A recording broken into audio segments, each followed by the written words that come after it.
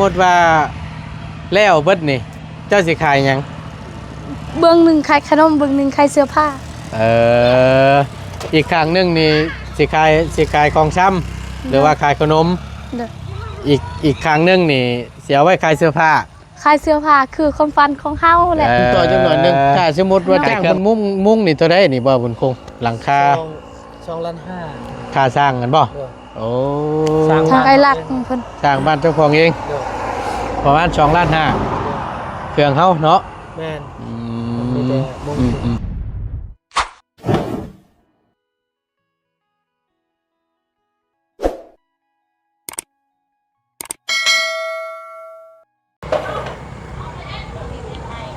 มาพี่น้องเลยเปิดคลิปเปิดภาพอีกแบบนี้เนาะพี่เด้อพี่น้องเด้อเฮือนชานลานแป้นของทางน้องไส้เฮาเนาะน้องไส้สายซิ่งซึ่งเป็นอีกครอบครัวหนึ่งพี่น้องเลยที่เสมอต้นเสมอปลายเนาะทางทีมงานเราขึ้นมาก็ทำเป็นอย่างดีเนาะหรือว่าแต่หน้ากล้องหรือหลังกล้องทางน้องหรือว่าทางพ่อปาบุญคงเพิ่นก็ต้อนรับพี่น้องเลยเนาะก็ที่บ่ลืมบุญคุณว่าซั่นซะเนาะเอากราบทักทายสบายดีและสวัสดีพ่อแม่พี่น้องเปิดสู่ผู้สู่คนเด้อพี่น้องเด้อพบเจอกันค่อยคำลงแรงเนาะพี่น้องเอาพอดีทางบ่ตูนก็ได้มาเยี่ยมยามทางอีหล่าเพิ่นอีกพร้อมนึงก็สิมาเบิ่งก่อนพี่น้องเอ้ยไปจังใดมาจังใดห้านค้าเพิ่นนี่แม่ค้าน้อยเฮานี่เนาะเป็นตาสิฮอดฟังฮอดฝันอยู่บ่หรือว่าจังใด เราก็ถือว่าได้สร้างขึ้นในกาเกือบที่เข้าปีแล้วจักเนาะคือในช่วงนั้นพี่น้องไอ้ที่ทั้งบ่ตูนก็ได้เป็นเกียรติอีกเนาะครั้งนึงที่ว่ามีทั้งเอื้อยเพิ่นเอื้อยใจดีท่านนึงที่เพิ่นได้ฝากเงินมาให้ทางบ่ตูนเป็นสะพานบุญให้เนาะหรือว่ามอบให้ทั้งน้องเพิ่นทั้งน้องไส้เนาะแล้ววันนี้เพิ่นก็เอาจำนวนเงินนั้นไปซื้อไม้มาเฮ็ดร้านค้าว่าสัตว์เนาะแล้วก็รวมถึงทั้งเงินเพิ่นเก็บออมรอมริดเฮ็ดงานเหตุการณ์แน่แล้วทางบ่าวคงก็ได้ก่อเฮ็ดเองว่าซั่นซะก็ได้ไล่อยู่ซ้ำนี้พี่น้องเอ้ยถ้าว่าถึงเนาะถ้าว่าเรามีงบแม่นค่าสร้างหันแล้วก็พร้อมแผ่นอาลูซิ่งแล้วก็เทพื้นนี้พี่น้องเอ้ยก่อแต่ว่านั่นก็บ่ต้องสาบก็ได้เนาะว่าถึงนะพี่น้องนี่แล้วก็กับบานประตูหันเนาะ จักเงินโยอยู่ใช่เอ้ยเฮ็ดยังไงนั่นน่ะฮะอยู่ใช่เอ้ยเนาะจูไผเฮ็ดยังคนกลุ่มๆอยู่นั่นน่ะบ่ล่ะสวัสดีฮะเฮ็ดกินยังมากินข้าวแรงน้ำได้มื้อนี่โดยคิดแหละนะมาบ่คิดแหละเราดีโดยถ้าพ่อเขามาเพิ่นอันนั้นเป็นคนลำมันคนลำมันโดยคนลำมันเลยเพิ่นเป็นคนลำมันโดยมากินข้าวแรงน้ำได้มื้อนี่โดยบ่เป็นหยังบ่คิดแหละเป็นหยังสิบ่ได้เอ้ยเนาะยังบ่ทันมาอยู่พ่อเจ้าน่ะโดยเพิ่นฮักอะเพิ่นไปคนละมันนี่นะไปคนเอาไปส่งอยู่ให้น้ามื้ออื่นแล้วสบายเฮาสิปลูกไปคนละมันไปไว้อยู่ให้โดยแล้วไปดีสบายดีโอ้ยเนาะ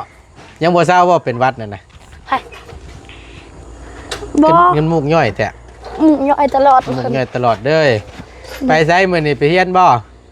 เจ้าอันใดโดยไปนั่นไปปลูกมันไปปลูกมันยังบ่ทันแล้วบ่โดยกับน้องนุชดานี่แหละไปอันนี้ก็นอนอยู่ไห้เลยเนาะบ่มีไปเอาไปนอนอยู่ไห้พวกโดยแม่ก็ไปแม่ก็ไปพ่อก็ไปน้องก็ไป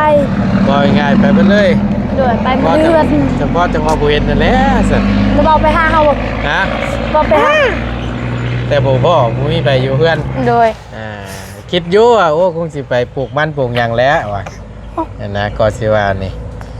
โอ้ฮอนๆนี่ฮอนบ่โดยนานแนวมันแล้วเฮ้ยเฮ็ดได้ซะนับมื้อแล้วพอเพิ่น ไปคนลำมันนะบ่บุญ คนจังหน่อยเพิ่นมา ไปคนลำมันแหละจะเอาไปปลูกบื้นว่าซั่นนั่นนะ คนเต้นคนจากนี้บ่ไปอ่ะนะ เดินไปพุ่น ใช้เบิ่งนี่บ่ตัดเป็นท่อนไว้แล้วนี่เนาะ เลยแล้วก็ใส่รถแล้วก็ไป รถยังไป รถจักร รถจักร เลยช่องเป่า ช่องเป่า เมื่อวานนี้3เป่า เมื่อวานนี่3 เบาะจนแตกเบาะรถจนแตก บ่จนแตกหาขึ้นนึงเข้าบ่จักล็อกอันนี่ บ่ ฮะ ต้มน้ำให้น้องนุดา ต้มน้ำให้อาบว่าซั่นบ่บุญเด้ บ่ต้มให้น้องนุดานี่ อาบน้ำร้อนบ่ เออจักเป็นเพิ่นสิหาหยังแล้วเนาะจักเป็นเพิ่นสิหาหยัง อยู่ใส่รถใหญ่น่ะใส่ แล้วบ่าวว่าสิถามอยู่ เลย อันใช้ไม้อันอยู่ในนี่อันกองเข่งนี่ไม้อยู่นี่ไปทางไหน ไม่ อ่ะ อยู่ลูก อยู่ใส่ อยู่ฟรีเดี๋ยวสิพาไป โอ้ไปไหว้พุ่นบ่สำบายดีโอเคเว้ยเนาะสำบายดีรู้แท้เนาะแม่นบ่สำบายดีเนาะนั่นบ่ เพราะว่าเฮารักษาเพื่อนได้บ่แม่นรักษาเพราะว่าทำความสะอาดมันเด้ ใช้พาเราว่าไปเบิ่งได้ไป เลย อยู่หม่องใดไปอยู่หลังอันนี้บ่หลังห้องน้ำพี่บ่ เลย ว่าอยู่คือบ่เห็นซะดอกอ๋อย้ายมาไว้ คื ทั้ อง ว่า ที่ เอาไป เนาะ ขายแล้วเนาะ นึกว่าเอาไปขายแล้วนะ บ่ โอ้ยังอยู่ ยังครบจบ โอเค นี่เด้ โอ้มาไว้อยู่พี่แนบไว้อยู่ข้างพี่เนาะ เลย ดีละพี่น้องเลยเนาะถือว่า โอ้จริงหน่อยฝนตกนี่โอ้เสื้อผ้าเปียกมัน บ่มีหรอกฝนบ่ตกหรอก เนาะ บ่แม่นสิตกง่ายๆเห็นว่าก็ได้โอ้แม่นอยู่ในส่วนนี้เนาะคักแล้ว ครบจบในทีเดียวแล้วไหมครบแล้ว จักเซ็นอยู่นี่ นับลงบ้าง นับเบิ่งดู ตำเบาๆหั่นแหละ นะ ตำเบาๆหั่นแหละ แล้วว่ายังบ่ทันได้ฮู้ซ้ำว่าแม่เจ้าเท่าไหร่ ลองนับกันเด้อ เออ 1 2 3 4 5 6 7 8 9 10 11 12 13 14 15 16 17 18 19 20 21 22 23 24โตบ่ จะซี่บ่อันนี้เป็นไม้ ผิดคือ10บ่ เป็นไม้ยังไงตัวนี้แม่หา ไม้ คูณ10บ่ มุงหลังคาเฮือน ไม้มงหลังคา โดย เทว่าไม้ อันนี้บ่เกี่ยว ไม้ตัวนี้นี่แม่นงบที่ทางระเบาฟันมามอบให้เจ้าชุดปูนแน่นี่เนาะแม่นบ่ โดย ที่น้อง แม่น เพิ่นว่าอยากเฮ็ดร้านค้านั่นแหละพี่น้องเอ้ย โดยแต่ เนาะ มีแต่โครงมันคือเก่า มีแต่โกงมันคือเก่า โดยบ่เป็นหยัง โอ้ยยัง โดย ไปลงไปลงไปเบิ่งดูไปโอ้ย ถ้าคุณมันปีหน้าปีฮื้อพุ่นแหละคุณจวกก็สิแล้ว ถ้างบคนมันปีหน้าปีฮื้อ โดย จังสิได้มาสร้างต่อนี่บ่ โดย เอากะสิเป็นมืดเด้อพี่น้องเด้อขอโทษขออภัยนำหลายๆเนาะก็ถือว่าได้ไปส่วนหนึ่งก็ได้พี่น้องก็ไปแล้วทางนี้ก็ได้บานตอกประตูนี่ก็ยังแต่ว่าบงกบกบนี่ก็ตั้งเรียบร้อยแล้วเนาะจวดโอ้ยเนาะมาเต้นหนูหาจวดกันละบาดนี่ นี่แหละ ได้ จะสำนีก็ดีใจแล้วเนาะ ค่อยๆเฮ็ดไปเนาะล่ะเนาะ โดย ค่อย บ่คอยแล้วว่าอยากได้แหละแต่บ่มีเงินเฮ็ดจังได๋ บ่ โดย ถามอีกครั้งหนึงถ้าสมมติว่าแล้วเบิดนี่เจ้าสิขายหยัง เบื้องหนึงขายขนมเบื้องหนึงขายเสื้อผ้า อีกครั้งหนึงนี่สิขายของช้ำหรือว่าขายขนม โดย อีกครั้งหนึงนี่เสียไว้ขายเสื้อผ้า ขายเสื้อผ้าคือความฝันของเฮาแหละขนม ขายเครื่องออนไลน์สิบ่ บ่อยากขายขนมบ่แม่นอยากขายเสื้อผ้านี่ก็ขายเครื่องออนไลน์หั่นแหละก็ถือว่า ว่าง่ายๆก็แบบว่าเอาเสื้อผ้ามาขาย โดยอันนี้เสื้อผ้าอันนี้ ขนม ขนม พวกของแห้งเนาะ โดย มั่นใจว่าสิขายได้ มั่นใจ100% มักเลยแม่นบ่ โ แมนเดี๋ยวเพิ่นบ่ซื้อเดี๋ยวเฮาซื้อเอง เพิ่นลูกค้าบ่ซื้อเจ้าซื้อเอง ด้วย ว้ายมันก็ตุ้นหายกันได้ก็อยู่นำกันแล้วบ้านนี่เนาะ เห็นว่าก็ได้โอ้ย เพราะว่าบ้านเฮาก็บ่มีเพิ่นขายเครื่องเลยเพิ่นขายเครื่องก็พุ่นหานอยู่เทิงพุ่นเพิ่นขายกับแพงนี่ แม่นบ่ล่ะ แม่ ถ้าสมมติว่านั่นนี่อันทั้งหน้าอันเดือว่าตรงกลางนี่ขันบ่ บ่ เอาปล่อยโล่งเลยแม่นบ่มีแต่ว่าจัดเป็นล็อกฟังทั้งนี้น่ะแม่นขายเสื้อผ้า เด้อ ฟังทั้งนี้น่ะขายน้ำอย่างน้ำกิน เด้อ ถ้าว่าปุ๊กนี่ถ้าสมมุติว่ามีงบมานี่เฮ็ดไปได้ทรงสไตล์แบบใดนี่โมเดิร์น โมเดิร์น คล้ายๆคือเฮือนเจ้านี่บ่ เด้อ โอ้ยกขึ้นนี่หน่อยนึง เด้อ แล้วแม่นมา แล้วก็ประตูเลื่อนแหละอยู่นี่ ฮะ คันเป็นไปได้ก็อยากได้ประตูเลื่อนแหละ โอ้แบบประตูชวาดนั่นบ่ แม่น ก็ง่ายๆก็ปิดหน้าห้านนะเนาะ แม่น บัดข้างนั้นได้ซะ ข้างนี้กับประตูคือกัน ข้างนั้นกับประตูคือกัน ประตูเลื่อนคือกัน ตัวเดือนคือกัน อยากได้เลยรอกแบบนี้คัก โอ้เพลงได้เลยตัวน่ะ แพงบ่ โอ้เพลงไหน บ่ถ้าโอ้ยเฮือนเฮานี่อยากเฮ็ดจังได๋สิเอาตะนางละจังได๋โอ้ยยังบ่ทันเฮ็ดฮอดใส่เทื่อหน้าเฮ็ดแบบคันเฮาสิเฮ็ดนี่มุงแต่หลังคามันแล้วก็ซื้ออันประตูแล้วก็แล้วก็มีแต่ปูพื้นนี่แล้วก็แล้วเลยนะยังบ่อยากใส่ยังเทื่อเพราะว่าเงินต้องได้กำไรก่อนจึงเฮ็ดใหม่ สิว่าง่ายๆนะตอนนี้นี่ขอให้ได้มุ้งหลังคา โดย มุ้งหลังคาแล้วก็เทพื้นนี้ โดยแล้วก็บานประตูนี้ เอาบานประตูเขาเนาะ โดยแล้วก็แล้วเลย เอ้าแล้วบัดนี้เขาเสียวยังสะขันนั่นล่ะ ก็ ฮะ ก็มีบานประตูนี่แหละก็แล้วเลยบานประตูนี่ บัดอยู่นี่ได้สะกอบ่อยู่นี่ บุคูคือ ฮะ พุ่นและเจ้าของ ใช้เจ้าของนะมาและบาดนี้พี่น้อง พัวปัจจุบัน ปอจุนในนี่มาพี่บ่ โดย เออ บางเทื่อก็บ่คันบางเทื่อก็คันนะเบิ่งตามงบตัวเองหั่นแหละ เบิ่งตามกับตัวเอง คันมีงบหลายก็โอ้สิเฮ็ดให้มันงามแหล้ว จักไผสิบ่อยากได้เฮือนงามเนาะ โดย ถ้าเป็นไปได้ก็อยากได้เฮือนงามๆแหละ เออ อยากได้หันงามๆคือหมู่แหละบ่ แต่มันก็มันยากกับบ่มีเงินนี่คันมีเงินก็สิเฮ็ดงามแหล้ว ทุกอย่างนั่งเลย แม่เนาะต้องใช้เงินเนาะ แนวมันแหละ อิหยังก็ต้องซื้อด้วยเงินเนาะ แม่น ใครว่าเงินซื้อหยังบ่ได้เงินซื้อหยังก็ได้เลย โอ้ เงินซื้อข้าวก็ได้ซื้อความรักก็ได้ซื้อหยังก็ได้หมดนะ แนวมันแหละเนาะ เนาะ แต่ว่าเขามีเงินมีคำเฮ็ดหยังมันก็สะดวกสบายง่ายขึ้น แม่ แต่ว่าบ่มีเงินก็คือว่ามันแหละพี่น้องเอ้ยมีอยู่แต่บ่หลายมันปัดบ่พอสิได้เฮ็ดหั่นน่ะ เนาะ เพราะเราซื้อ มี นั่น อ ซื้ ยู่ นี่ 2-3 แสน อ่า มั่งแหละ ก็มั่งเลยตัวนี้ ซื้อข้าวกินก็ยังบ่กุบสิว่าจักไหน แต่ว่ามักเนาะในการค้าการขายเนาะ โดยมัก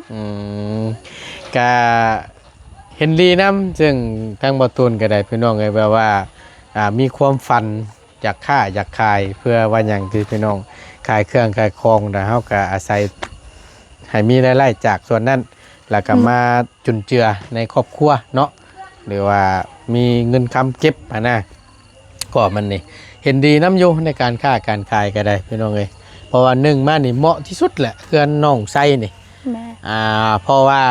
ยังว่าติ ทำเลดีเนาะ ทำเลมันดีมันใกล้ถนนหนทางนะพี่น้องเพราะว่ามันโอเคนะซึ่งองค์ประกอบโดยรวมเนาะแบบว่าสิ่งแวดล้อมแต่บริเวณนี่ก็มันแบบบ่มีหยังบังนะพี่น้องแบบคักเลยแหละติดถนนหนทางนี่แบบว่าเห็นดีน้ำอยู่เนาะคือว่ายุคตั้งเสาอีหยังก็อันนี้ก็เป็นพ่อเจ้าเนาะเป็นคนเฮ็ดเนาะ โดย เป็นพ่อเจ้าเองเก่งได้บ่าวบุญคงนี่ก็ได้ส บ้า ร้าง งนี่จักแกงบ่แกงเฮือนนี่ก็จักคืออีหยังเลยเนาะ สร้างในตัวได้เด้นี่ บ่งามนะเพิ่นก็บ่แม่นซากเนาะ อันก็นี่นั่นบ่ปานใดหรอกพ่นบัดโบกบัดจ้างพ่นหากแต่ว่าณตอนนี้นี่บ่โบกก็ได้เนาะขอให้ได้มุ้งหลังคา โดย เทพื้นใส่บานประตู โดย ขายเครื่องก็ได้แล้วตัวนี้ แม่น เนาะ โดย ถ้าเอาถามนะถ้าสมมุติว่ามีเจ้ามีงบมีหยังมาประเทศอหยังแล้วมีอยู่บ่งบซื้อเครื่องน่ะ ปิดไว้ชั่วข้าวก่อ สิ น ด้วยเจ้าข้าวก่อน โดย หาเงินมาลงทุนก่อน ทากนมันอีก ถ้ากนมันอีก โดย มันสิบ่ปีหน้าพุ่นอีกซั่นบ่ ปีฮือปีว้ายไล่บ่ได้ดอกคอยจนเท่าพุ่นแหล้ว เนาะพุ่นแล้วเฮ้ยหาเอาเองเนาะ โดยถ้าทำเฮ็ดแล้วนี่ก็อาจสิเป็นไปได้อยู่คันมีเงิน YouTube หั่นนะ ว่าสิเจอได้ มีเงิน แล้วว่าใส่เงิน YouTube น่ะยังอยู่ จะกิบก็ยังบ่ได้ ว่า โดย ยังบ่ทันได้อยู่เนาะยังบ่มีรายได้อยู่ กาเดี๋ยวนี้ก็บ่ค่อยได้ลงคลิปแน่เพราะว่าค่าเวียกแน่ก็ยังบ่ทันได้ให้เวลาเต็มที่กับถ่ายคลิปหั้นนะเพราะว่าเฮาก็ค่ากนมันปลูกมันแน่แล้วก็แบบขุดคุมไม่วิกอิหยังหลายอย่าง แบ่งเวลาเอาน้ำเนาะ โดย แบ่งเวลาเอาน้ำบ่เป็นหยังเฮาก็ทายนั่นแหละวิถีชีวิต จังหน่อย เฮ็ ก็ ด ปลูก เวียกเฮ็ด ข้าว งาน อีก เฮาหั่นแหละ โอ้หนูเบา ฮะ คือความฝันเฮาคือใกล้แท้ประเทศเมื่อยเลยเบิ่งนี่คันอยากเฮาอยากอันนั้นอยากได้มันเด้ออยากได้มันกว้างๆประเทศน่ะจะสิตายเฮ็ดน้อยเดียวกันโอ้ย คันเฮาอยากได้หั่น มีแต่แนว พูน มีแต่แนวอยากได้ แม่นเข้าก็อยากได้ไม่วิกก็อยากเฮ็ดมันต้นก็อยากเฮ็ด เออ คลิปก็อยากเฮ็ด อืม เงินก็อยากหา อืม จักสิเลือกอันใดเนาะ แต่เพิ่นเมื่อยบัดนี่ เมื่อยแหละ เฮาก็บ่เมื่อยพอเฮาพุ่นเด้ เออ เฮาก็ เอาสู้ ซอย ๆ เพิ่น นั่น อยู่ แหละเนาะสู้ๆค่อยเป็นค่อยไปคือกันนั่นแหละอีหยังก็ตามแต่ทุกอย่างคำโอนเฮ็ดด้วยเอื้อแห้งตนเองนี่มันก็ยากเลยพี่น้องไอ้สิได้มาง่ายๆนั่นน่ะเนาะตั้งแต่เพิ่นเฮ็ด YouTube มานี่พี่น้องเอ้ยเริ่มเว้าเก่งขึ้นหลายเนาะก็ถือว่าในการไหวพริบเพิ่นนี่ก็ไวนะซึ่งน้องไส้นี่ก็ได้คนมักเว้ามักว่าหั่นน่ะ FC เพิ่นก็จังโอ้ยน้องไส้คือจังว่าเว้าเก่งเว้าเป็นแต่ว่าซั่นโอ้แต่พุ่นล่ะพี่น้องเอ้ยตั้งแต่บ่ตูนก็มาพ่อช่วง แต่ก่อนยังเก่งกว่านี้อีกเนาะ เนาะถือว่าสุดยอดล่ะพี่น้องเอ้ย บ่แต่ก่อนน่ะก็ยังเว้าไปเรื่อยเปื่อยนะยังบ่ฮู้ไอ้น้อยแน่นะ ก็เว้าผิดพลาดไปแน่เนาะก็ผิดพลาดหลายอย่าง นั่นแหละอีหยังก็ตามแต่ โด ทุก ย สิ่งทุกอย่างมันก็ต้องมีบทเรียน แม่น คืองานกับเจ้า เดี๋ยว ไป นี้ เฮียนนั่นแหละ โดยเดี๋ยวนี้ก็เปลี่ยนแปลงไปหลายแล้ว นับมือแล้วใหญ่เป็นสาวเลย โดยเดี๋ยวนี้ก็เป็นแปลงเป็นคนใหม่แล้วเด้อพี่น้อง จังหน่อยก็สิเจียวกลัวจะเลยเนาะเนาะ บ่ บ่เอาเด้อใหญ่ก่อนเด้อ โดยคอยสิคลายเครื่องให้มันสะใจก่อน ให้มันกุ้มตัวเอง เพราะ ก่อน ว่าความฝันเฮาจังแต่ยังน้อยเด้ อยากขายเครื่องนี่นะ โดย จะเป็นแม่ค้านี่นะ โดย มันใจเนาะ มั่น ว่า ใจ เสียได้เนาะ โดย เอาขอให้ความฝันเป็นจริงเด้อ โดย ขอให้ประสบผลสำเร็จ โดย โอ้ยเนาะนี่แหละพี่น้องเอ้ยก็ถือว่าได้ซ้ำนี่เนาะก็ถือว่าโอเคแหละบ้านนี่ก็จะเป็นหน้า หน้าห้านเพิ่นปิดแคมทางด้วยแหละพี่น้องเอ้ยใช้ฟังพอเจ้าไปทางใดแหละ มีสองคน ไป อันเอิ้นมาเพิ่นมากันล้มนี่ก่อน ปัว อืม ปัวจะได้ ปอดอยู่ในปอดอยู่ใน อย่าเด้อ เฮ้ใช่ยังก็มีครบหมดล่ะปูนก็ ยังบ่มีถือ นะ ยังบ่มี มีก็มีแต่ซ้ำนั่นแหละ อย่างน้อยหนึงเนาะ โดย สบายดีมาเลยคือจังหวะคำมืดแทบบ้านนี่ มาแต่แกลำมัน มาแต่แกลำมัน โดย เอาลำมันไปส่งบ่ แม่นไปชงอยู่พุ่นลำอื่นแล้วก็สิปลูกไปเช้า เบิร์นเนี่ยสิไปปลูกตอนเช้าเอา โดยนั่นแหละ ใกล้สิแล้วแหล้ว ก็ใกล้สิแล้วนะประ เอ่ มาณมื้ออื่นนี่ก็แล้ว เบิร์นเนี่ยแล้วแม่นบ่ปลูกตะลนได้เสียเนาะ ช่องมือ 2 มื้อหนึง โดย จ้างน้ำบ่บ่บุญคง บ่มีแต่เฮาปลูกเอง ปลูกเอง มีครอบครัว บ่ นี่ ไล่นะ มันเฮกตาร์ป้ายนี่ โอ้ บ่ฮอดเฮกตาร์นะ อ่า 0.5นี่ 0.5 ก็คอยคือจะเงินอยู่ทุก คือหมันเด้อเฮ้ย มัน บ่เงินคอยไว้ มั เมื่อกี้ พอ นี่อัน แน่ หนึง กับมันชาคันซั่นก็มื้อหนึงก็แล้ว อืม ไว้ดอกครับผม เอากับผู้ดีนี่แหละมาเบิ้งพี่น้องเนาะก็คือถามเบิ้งว่าห้านค้าเพิ่นนี่ความคืบหน้าเพิ่นพอใจได้แล้ว บ่แม่นความฝันคอยสิเป็นจริงแล้วบ่ ความฝันของเพิ่น เฮ็ดได้จังเนาะค่อยเป็นค่อยไปเลยเฮ้ย โดยแม่นน่ะ กะ ถ้าคนมันปีหน้าก็คือสิได้ไข่เครื่องแล้วเนาะ แม่น ถ้าสมมติว่าได้มุ้งนี่ก็เป็นเทพื้นเนาะ โดย เทพื้นนี่ก็เป็นโบกก็ได้เนาะ โบกก็ได้มีแต่ว่า คายเลย เข้าอันบานประตูหัน โดย แล้ว แล้ ก็ ว ได้เงียกเงียก แล้ววันนี้แหละอันทั้งหน้าได้ใช่ว่าบนกงเศษแบบใด มีแต่ว่าเขาอัดตัวนี้แล้วใส่ประตูช่องข้างนี่ อัน ตัวนี้เขาปล่อยลงเลย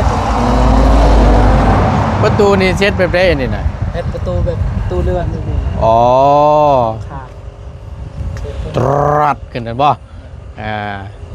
ถามลูกสาวเจ้าว่า โอ้ยขอไปได้พี่น้องกันก็ฟังนี่อยากไกลอันของซ้ำว่าซั่นฟังนั่นอยากไกลเสื้อผ้าว่าซั่น ต้องเพิ่นและเฮ็ดให้เพิ่นนี่แหละ เป็นความฝันของลูกเนาะการตั้งผู้เป็นพ่อกันสิพยายามนะพี่น้องไงเฮ็ดความฝันของลูกให้ประสบผลสำเร็จว่าซั่น กินข้าวกินน้ำแล้ว ฮะ กินข้าวกินน้ำแล้ว โอ้ย กินน้ำกัดน่ะ ตั้งใจมาสิมากินข้าวน้ำยนต์นี่ กินน้ำกัดเลย เป็นหยังว่าหยอก ข้าวปุ้ กัน น เด็ดดอก กินข้าวปุ้นน้ำกันผมไม่ยอกแล้ว กระปุ้นมาใส่ ซื้อเอา บ่บ่เป็นหยังขอบใจหลายๆเนาะ เลย พอดี บ่เป็นหยัง ทั้งลุงเพิ่มว่าจะแกงอันผักขี้เหล็กอยู่ โดย โอ้ เก็บ ไปกินน้ำกันเด้อ เพื่อนเฮานี่ไล่ ไปกินน้ำกัน กินน้ำกันได้บ่มีฮอตรถสิไป อ้าวนี่รถจักรเจ้านี่ขี่บ่ได้แหละ โอ้ยเราจักนี่จังหน่อยพ่อก็ยังซื้อไปคนมันอีกต่อเลย เอาไปกินข้าวก่อนแล้วก็พอมีแห้งแล้วจังมาแล้วก็ไปคนมันต่อสิยากไปซะ ย่ามาอื่นอีก มันดึกแต่ก็ได้ เดี๋ยวแล้ว เห็นว่า คำ ก็ คอย ได้ ยานเลยเชี่ยวๆเนี่ยเมื่อกี้นี่ บ่ ไปทางมันแลน เพราะว่านั้นมองอันนั้นมองถ้าเฮาน่ะเอิ้นอ้ายแบบมองเพันคาตัวตายนะ ลาน อันที่อันจะลงคลิปเหมือนบ่ โดยนั่นแหละ มองหันบ่ซะ คนเสียชีวิตอยู่หันแล้วเฮากับไปพันนั้นคือว่าเย็นเลยวันหันน่ะ คิดเห็นภาพเนาะ โดย เอ เขาเห็นนะเขาเห็น เขาเห็นฮอตแบบโต เป็นบ่แล้วก็ขออนุญาตถามนำบ่าวบนคงเนี่ยอันเป็นจังได๋ที่มาที่ไปเพิ่นคือจังว่าไปคิดจันแต่ จักแต่ เพิ่นอันนั้น เพิ่นว่าไปบวชแล้วก็อันน่ะพอดีเมื่อไปก็ประมาณบ่ฮอดทิศบ่ บ่อันนั้นพ่อเฮาเพิ่นก็บ่ค่อยฮู้ปานใดนะเฮาน่ะฮู้เฮาอยู่นำลาวหั่นน่ะลิ้นนำลาวตลอดเพราะว่า เอาถามเจ้าก็ อัน ได้ นั้น ซะ แต่ก่อนน่ะแบบเฮาแบบนอนนำแม่เพิ่นนะ อืม แต่ก่อนน่ะเพิ่นก็ว่าสิไปบวชเห็นไปบวชพอดีมื้อนั้นเห็นบ่พอดีมื้อนั้นล่ะเมียเพิ่นมาลิ้นน้ำ เจ้า เมียเพิ่นมาลิ้นน้ำน่ะเพิ่นก็บอกเมียเพิ่นแหละไปเอาตั้งไปเอาเมียเพิ่น อ่า เพิ่นว่าเมียเพิ่นว่าคอยสิท่าเจ้าเด้อบัดเจ้ากลับมาแต่บวชหั่นแล้วก็เพิ่นกลับมาปุ๊บปัดเมียเอาผัวปะแล้ว แล้วก็นั่นแหละเพิ่นจึงคิดสั้นนะแบบเมียกับปะกันได้2 ปีแล้วแต่ยังไปหาสู้กันนะไปลิ้นนำกันตลอดนะอยู่นำกันตลอดเพราะว่าปะกันแต่ยังไปอยู่นำกัน ก็คือเว้าง่ายๆคือทางอันผู้เป็นผัวนี่ไปบวช โดย และเมียนั่นอยู่บ้าน ปะกันแล้ว ปะกันแล้ว อ๋อตอนนั้นน่ะป้ากันแล้วบ่ โดย ป้ากันแล้ววันนี้ทั้งผัวก็ได้ไปบวช โดย ทั้งเมียน่ะก็เพิ่นมีครอบครัวใหม่สิบ่ บ่ยังทันมี ยังบ่ทันมีแม่นบ่ เพราะว่าเพิ่นปะกันได้2 ปีแล้วเด้แล้วก็ปะกันได้2 ปีก็ยังไปหาสู้กัน อืม ไปผู้หนึงไปลิ้นเฮือนผู้หนึงหั่นน่ะแบบนี้คือเบาเศร้าหั่นน่ะ อืม เพิ่นว่าเพิ่นว่าสิเอาอีกเพิ่นว่า สิกลับมาเอากันอีก โดยแต่เพิ่นว่าเจ้าท่าคอยก่อนเด้อคอยไปบวชก่อนเด้อ เพิ่นอยากไปบวชเด้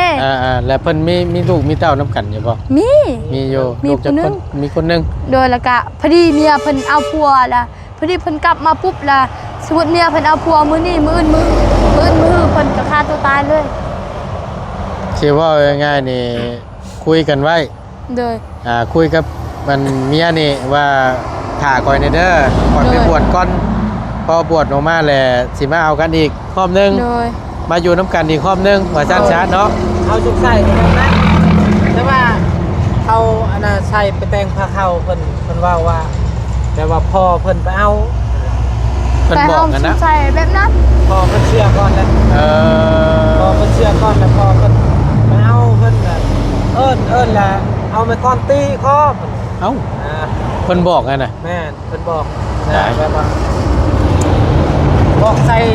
เรื่องเขาเอิ้นนางเทียมนะ เออ แต่ค่อยนะค่อยยังทันมีเงินเถื่อคันค่อยมีเงินนี่ค่อยมีเงิน2-3 แสนนี่ค่อยสิว่าไปแต่งพระเข้าให้แม่ค่อยเพิ่นบอกว่าแม่เจ้าอยากได้สิทธิ์เด้อเพิ่นว่าแม่เฮานี่อยากได้สิทธิ์ ถามเจ้านี่เพิ่น บ่ ทักเจ้านี่บ่ เพิ่นถามเฮานี่เพิ่นแม่เฮาไปแต่งพระเข้าให้แม่ตู้เฮาแม่ตู้เว้าเจ้าคือบ่เอิ้นแม่เจ้าแน่แม่เจ้าก็อยากกินข้าวคือกัน อืม ข่อยเว้ามื้อหน้าก่อนเด้อแล้วว่าแม่เจ้าอยากได้สิทธิ์เด้อข่อยว่าโดย อืม เพิ่นไปแต่งมือวันสิ้นนะ ให้นะบ่ได้แต่งพระเข่าให้นะบ่ ไปแต่ง แต่แม่เฮายังทันได้ไปแต่งเทื่อ แม่ตัวว่านั่นน่ะเราเสียก็เป็นพญาติเล่าเลย อืม แต่เราว่ามองเห็นมืออีกาบินมองนั่นเราเว้า อืม เราเว้าเราบอกเองเลยได้เราว่าอันนั้นแม่นอันนั้นแบบวิญญาณไล่นะสิ่งมาแต่โตแล้วเราก็ออกไปนะ เออ ว่าแต่เราเสีย แม่เนี่ย เนาะโอ้ยพี่น้องเลยเอาจังใดก็ขอแสดงความเสียใจนำอีกความหนึงเด้อบ่าบุญคงเด้อ เป็นไง เป็นหลานซั่นบ่ โดย เป็นหลานบ่ แม่ เออ เฮาเป็นเฮาเอิ้นเพิ่นอ้าย เออ ลูกปลา นี่แหละพี่น้องเอ้ยทักเชื่อแนวใด เนาะ เนาะ สาวนี่แหละ ความมันนี่ก็ได้โอ้ยความเจ็บความเป็นนี่แขนคอทุกบาดย่างหั่นแหละเนาะตื่นมาเห็นหน้ากันก็จังว่าย่าง ลูกชายผู้เดียวนั่นแหละ อืม มีแต่ลูกชายผู้เดียวซ้ำ บ่ ลูกชายผู้เดียวหันละแพงแล้ว เนาะ ผัดผู้แพงมันคือเสีย นี่เอาได้เฮ็ดได้ฮอดย่านไปย่านมันได้บุญถือมา หัว สำ ก็ นั้น เสีย คือมาแนวนั้นเฮ็ดได้ซะเอาเดี๋ยวบนต่อจักหน่อยหนึงถ้าสมมุติว่าจ้างเพิ่นมุ้งนี่เท่าใดนี่บ่บุญคงหลังคา 2.5 ล้าน ค่าสร้างกันบ่ เด้อ โอ้ สร้าง ทางไอ้หลักเพิ่น สร้างบ้านเจ้าของเอง เด้อ ประมาณ2.5 ล้านเครื่องเฮาเนาะ แม่น อื มีแต่มุ้ง มฮะโอ้ ทะเบียนเฮาว่าสิเฮ็ดนํกันว่าให้เพิ่น1,500,000 เออ เฮายังค่าเวียกหลายเสียยาแล้วครับว่า เออ มีแต่เจ้าเฮ็ดเนาะ ก็เลยจ้างให้เพิ่นเฮ็ดขาดตัวเลย โดย เลย โอเคฉันพี่น้องเอ้ยนี่แหละก็มาถามข้าวตามข้าวมายามใดก็ยังเห็นอยู่หมองเก่าว่าน่ะ เหนื่อย มีความคืบหน้าเด้อบ่หรือว่าจังใดอะนะ เหนื่อย เอาจังใดก็คอยความพันเป็นจริงให้ เหนื่อย สำเร็จไวๆมาสิได้อุดหนุนเด้อขึ้นมาบัดหน้าน่ะ เหนื่อย หาชุดงามๆมาระบ่าวสิอุดหนุนช่อย เหนื่อย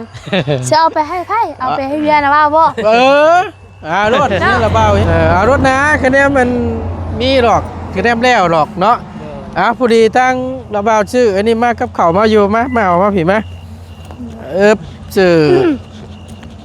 กินข้าวน้ำกันเลยนะว่า บ่เป็นหยังดอกตั้งระบ่าวอันสิเมื่อกิ โอ้ นอยู่ ขี้ พุ่ เล็ นแหละ เพิ่นเฮาบักลายๆเลยลุง บ่ ลุงซื้อเอาบ่ ฮะ ลุงเราซื้อเอาบ่ บ่ได้ชื่อดอกลงก็ได้เอารับชิ้น ขอบใจหลาย รับชิ้นรับชุกได้ระบ่าว ๆเลย มีแต่มี โอ้เห็นลับซิดนี่คือสิเห็นกินปัวหันแม่ค้าอารมณ์ดีเนาะว่าไปกันโดดแล้วเนาะ นั่นแหละแม่น ไปสั่นทั้งระบ่าวกลับก่อนบัดนี้เด้ออยู่ดีมีแฮง เด้อ โดย ขอให้อยู่ดีมีแฮง สาธุอาตึมไว้มื้อหน้ามาเยี่ยมใหม่เด้อ ด้วย โอเค เอ้าเขาเบิ่งคลิปออลี่ว่าเพิ่นลงเซโปนแล้วมัน มาแล้ว โอ้ เดี๋ยวเพิ่นก็สิมาเยี่ยมอยู่หรอกมันมีเวลานั่นน่ะใจเย็นๆ ไปโอเคบ้านนี้พี่น้องเอ้ยทั้งหมดตุน เด้อ เจ้าทางหมดตุนใช่ขอจบคลิปปิดคลิปก่อนเนาะพี่น้องเนาะขอบคุณในไลน์เด้อพี่น้องเด้อที่เข้ามาเป็นกำลังแห่งใจและติดตามรับชมคลิปโดยบ่ข้ามโฆษณาขอบคุณในไลน์เนาะเอาถ้าคลิปนี้ก็บ่ผิดพลาดประการใดกราบขอโทษขออภัยนำในไลน์เด้อพี่น้องเด้อเนาะบัดจุกูสู่คนลำลาแล้วสำบายดีเด้อ